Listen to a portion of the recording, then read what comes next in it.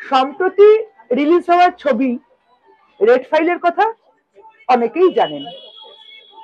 সেই বাংলা ছবিতে যিনি এক দুর্ধর্ষ ভিলেনের অভিনয় করেছিলেন, আজকে তাকে নিয়েই আমাদের স্যাটারডে ম্যাটিনি শো।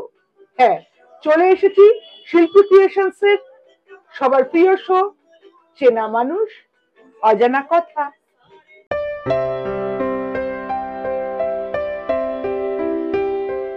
সুব্রত দা, নমস্কার। শিল্পী ক্রিয়েশনস চ্যানেলে আপনাকে স্বাগত। নমস্কার, সুব্রত নন্দী, অভিনেতা।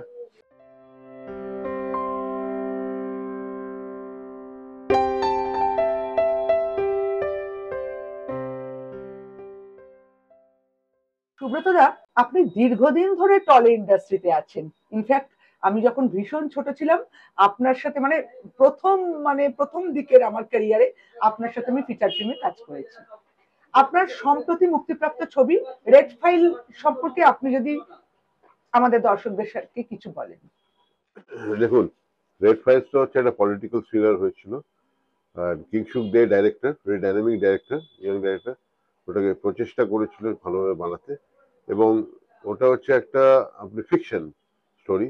তখন আমি একটা ভিলেনের চরিত্র করেছিলাম, মেন নেগেটিভ রোল, এবং ইট ওয়াজ ভেরি কম্প্যাক্ট। আর তারপরে সবচেয়ে বড় কথা হচ্ছে মানে স্মুথ গিয়েছিল। The trouble between the political power and the sun, and the trouble between the reactions and anti-reactions of police and the political power. তো কিন্তু ফিকশনে খুব ভালোভাবে দেখানো হয়েছিল ছবিটাকে, আর আমি খুব এনজয় করেছি রোলটা করা, কারণ ওটা আমার মধ্যে এসে গেছিল, মানিয়েও গেছিল, এবং ডাইরেক্টর কিংশুক দে ওটা ভালোভাবে বুঝিয়েও দিয়েছিল যে কিভাবে করতে হবে। অ্যাকশন ও খুব ভালো পারে, অ্যাকশন পার্টটা অনেকটা খুব ভালো করে দিয়েছিল। সে তো অবশ্যই, একজন অভিনেতা তো তখনই অভিনেতা হয়ে ওঠে যখন সে তার চরিত্রের মধ্যে ঢুকে যায়।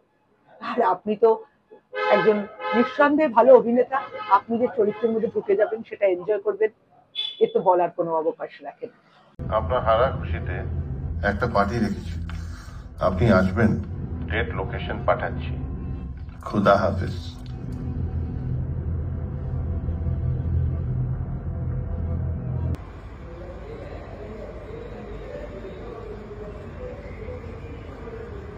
আব্বু, আমার কিছু জানার আছে তোমার কাছে। সব প্রশ্নের উত্তর দিতে হবে, সেটা তুমি ভাবলে কি করে?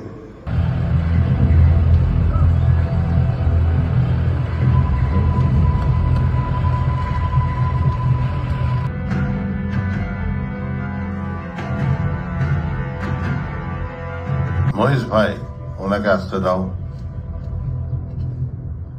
বসুন। ঈদ মুবারক। কি খাবেন? পাওয়ার তো অনেকদিন আগেই হারিয়েছেন, তাও কেন এসব করছেন বলুন তো? আচ্ছা সুব্রত দা, আপনি বহু বছর আমাদের ফিল্ম ইন্ডাস্ট্রিতে রয়েছেন, তাই আপনি এই যে অভিনয় করতে এলেন, সেটা কি আপনার ছোট থেকেই অন্তরে তাগেদ ছিল অভিনেতা হব, নাকি কোনো ঘটনা আপনাকে অভিনেতা করে দিয়েছে? এইটা আমাদের শিল্পী ক্রিয়েশনস এর দর্শকরা শুনতে। হ্যাঁ শিল্পী, খুব ভালো প্রশ্ন করেছো। এটা হচ্ছে আমি যখন 11-12 পড়ি কলকাতা সেন্ট থমাসে, তো তখন থেকে ওয়ান অ্যাক্ট প্লেস, ইমপ্রম্পটু ওগুলো করতাম। তো তখন অতটা ইচ্ছে জাগেনি। তারপর আমি যখন ইঞ্জিনিয়ারিং পড়তে গেলাম ব্যাঙ্গালোরে, দয়ানন্দ সাগর কলেজ অফ ইঞ্জিনিয়ারিং এ, ওখানে ফুল আউট আমি যেতাম, ইন্টার কলেজ ফেস্ট ওখান থেকে করতাম। তারপরে একটা কন্নড় সিরিয়াল অফারও এসেছিল সেই সময়, আমি 1992 এর কথা বলছি, কিন্তু আমি ভাষা জানতাম না বলে তখন অতটা করতে পারিনি। তো ইন্টারেস্টটা ছিল। এবার এই ইন্টারেস্টকে কিভাবে নার্চার করবো সেটাই বুঝতে পারছিলাম না। তারপরে আমি যখন কোর্স কমপ্লিট করে কলকাতায় ফিরলাম, কলকাতায় ফিরে এখানে চাকরি করতে আরম্ভ করলাম। চাকরি করার সাথে সাথে আমি ইন্ডাস্ট্রির সঙ্গে যোগাযোগ রাখতে শিখতে করলাম। আমি 92, 95, 95, 96 এ চাকরিতে ঢুকেছি। তখন থেকে আমি 2002 সাল অব্দি অবজার্ভ করেছি ইন্ডাস্ট্রিটাকে। আমি শুটিং দেখতে যেতাম, আমি নানা রকম জায়গায় যেতাম, চাকরি করতাম। 95, 96 এ দুটো অ্যাড ফিল্মও করেছিল। এটা হচ্ছে টাটা টিমকিন রোলার বেয়ারিং আর এফসিপিএল। তখন পেমেন্ট ভালোও ছিল, অসুবিধা নেই। তো ওটা আমার স্টার্ট। এবং জিনিসটা হচ্ছে কি, আমার ইচ্ছা ছিল খুব একটা অভিনেতা হওয়ার, নেগেটিভ রোল বিগিনিং থেকে, কারণ ওটা আমার মধ্যে ছিল, কিন্তু কিভাবে করবো সেটা জানি না। কিন্তু পেশেন্স রাখতে হয়েছে, পারসিভিয়ারেন্স রাখতে হয়েছে, লাইনের সঙ্গে যোগাযোগ হয়েছে। আজকে যেরকম আমার কানেকশন বলিউড অব্দি আছে, সাউথ ইন্ডিয়ান ইন্ডাস্ট্রি অব্দি আছে, বাংলাতে অনেককে চিনি, এটা নিজেকে করতে হয়েছে। এবং এই করে আমার ইন্টারেস্ট ছিল বলে আমি এখনো টিকে আছি, এখনো চলছি, যে ভালো কাজ করবো, আরো ভালো কাজ করবো। That is the main thing. Interest, মানুষের ইন্টারেস্ট, প্যাশন উইল লিড। যখন আমি আনফর্চুনেটলি মানে এদিক ওদিক হয়ে যায়, তো দুঃখ পাওয়ার কিছু নেই। ইউ হ্যাভ টু বি সিজেন্ড হতে হবে। এই জিনিসগুলো আমার ভেতরে ছিল, তো এই জন্য আমি পেরেছি। It is passion and interest moving to professionalism. Subrata Nandi, वैसे तो बहुत सारे प्रोजेक्ट्स किए हैं, लेकिन आप वो नए प्रोजेक्ट्स ला रहे हैं जो उनके बारे में बात करते हैं। First happy new year sir. Happy new year to you and your team everyone. Sir अभी कौन सा प्रोजेक्ट आपका चल रहा है? देखिए, अभी जो प्रोजेक्ट चल रहा है वो है मूवी गट्स।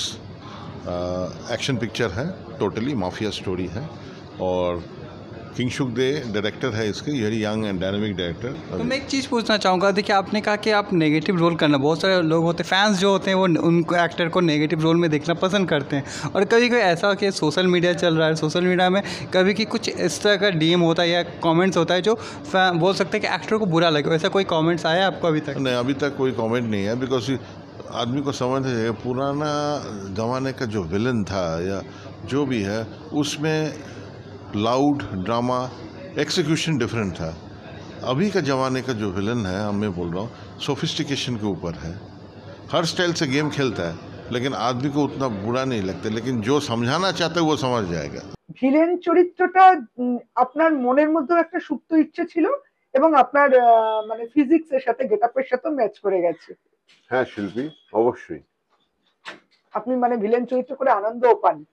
খুবই আনন্দ পাই, এবং ভিলেন চরিত্র করাটা অত সোজা নয়। Lot of scope of acting, অনেক অ্যাক্টিং এর স্কোপ আছে। Real acting comes out from there actually. Of course negative চরিত্র মানে একটা চ্যালেঞ্জিং ক্যারেক্টার আমি মনে করি। একদম একদম একদমই তাই। আচ্ছা সুব্রত দা, আমরা তো দেখেছি যে আপনার রেড ফাইল রিসেন্ট রিলিজ হয়েছে। আপনি এখন আর কি কি কাজ করছেন, যদি বা কি কাজ করার পরিকল্পনা আছে যদি আমাদের দর্শকদের সাথে একটু শেয়ার করেন? হ্যাঁ অবশ্যই। এখন গার্ডস বলে একটা ছবি পোস্ট প্রোডাকশন চলছে, ওটা অ্যাকশন পিকচার আন্ডারওয়ার্ল্ড ডনের উপর, এবং লাভা বলে একটা বাংলা ছবি আরো হবে, আরো দুটো বাংলা ছবি অ্যাজ এন অফার এসছে, এখন নাম বলছি না ভিলেনের। এবং সাউথেরও দুটো ছবির অফার এসছে তেলেগু সিনেমা, বলিউডের সঙ্গে কাজ করবো। আশা আছে যে মহারানা প্রতাপে একটা ভালো ভিলেনের রোল হতো, হয়ে যেতে পারে, কথা চলছে। প্রডিউসার ডাইরেক্টর ভিকি রানাওয়াত একদম। আর আরেকটা হিন্দি ছবি অফার এসছে এখন, সেটা হচ্ছে ড্রাগ ডনের উপর। তো এখন বাকি আর খুলে বলতে পারবো না, বাট এই অবধি আছে। আমার ইচ্ছা আছে প্যান ইন্ডিয়া কাজ করা। অ্যাজ এ ভিলেন রোল আপনি যদি প্যান ইন্ডিয়া কাজ করতে পারেন তাহলে এক্সপিরিয়েন্সটা ভালো হবে, are you will be more stable and established actor. Subrata দা, আমাদের প্রত্যেকের জীবনে কিছু মনে রাখার মতো ঘটনা থাকে। তা আপনার জীবনের কোনো ঘটনা যদি আপনি আমাদের দর্শকদের সাথে শেয়ার করেন, হতে পারে সেটা সুখের, দুঃখের, আনন্দের, ভয়ের, হোয়াটএভার, এরকম যদি আপনি দর্শকদের সাথে শেয়ার করেন। খুব ভালো প্রশ্ন করেছো শিল্পী। এবার আমি বলি, আমি যখন চাকরি করতাম এই ইন্ডাস্ট্রিতে আসার আগে, আমি চাকরি করতাম পেন্টাসফটে ব্রাঞ্চ ম্যানেজার ছিল, খুব ভালোই চলছিল। তখন পেন্টাসফট যেহেতু পোস্ট প্রোডাকশন মুভিতে ইনভলভ ছিল, তখন লাইনের সঙ্গে আমি জাস্ট কানেক্টেড ছিলাম। হঠাৎ পেন্টাসফট অল ওভার ইন্ডিয়া বন্ধ হয়ে যায়, তো I lost my job that time. তো what to do I don't know. এবং তখন Tathagata Bhattacharya, my first director, gave me an offer in সোম থেকে শুক্র, সন্ধান বলে। পীযূষ গাঙ্গুলি, আমি আর পল্লবী চ্যাটার্জি তিনজন মিলে করেছিলাম। আকাশ বাংলাতে 8 বার দেখানো হয়েছিল এই ছবিটা, basically which was really good. ওখান থেকে স্টার্ট হলো। এই যে আমি এই লাইনে ঢুকলাম, আমি আর জীবনে কিন্তু চাকরি করিনি। এই নিয়ে আমার পরিবারের সঙ্গে, মা বাবার সঙ্গে অনেক ঝামেলা হয়েছে। বাঙালি ছেলেরা ভালো চাকরি করছিল, ছেড়ে দিল কেন, আর ইঞ্জিনিয়ার MBA ছেড়ে দিল কেন। তো আমার এই লাইনে টানটা ছিল, প্যাশনটা ছিল, এই জন্য। এবার সিচুয়েশনটা হচ্ছে, আমি চাকরি করতাম ওই সময় 35,000 রুপিস পার মান্থ স্যালারি পেতাম। এখন কি হলো, যেহেতু আমি শিফট করলাম, কোনো মাসে 5, কোনো মাসে 10, কোনো মাসে 0, আবার 0, আবার কোনো মাসে 25, আবার 0, অনেক দিন গেছে এরকম। তো এই ধকলটা নিতে হয়েছে। তো it is quite a sad thing, but then আপনাকে নিতে হবে, আমি নিয়েছি। তো তখন আমি মাঝে মাঝে খুব আনস্টেবল, আনসার্টেন ফিল করতাম এই ব্যাপারে। তো আমি বললাম না, আমি যদি ফ্রাস্ট্রেটেড হয়ে গিয়ে ছেড়ে দিই তাহলে মুশকিল হয়ে যাবে। ওই তখন থেকে যে লেগে আছি, এখন অব্দি 22 বছর হয়ে গেল।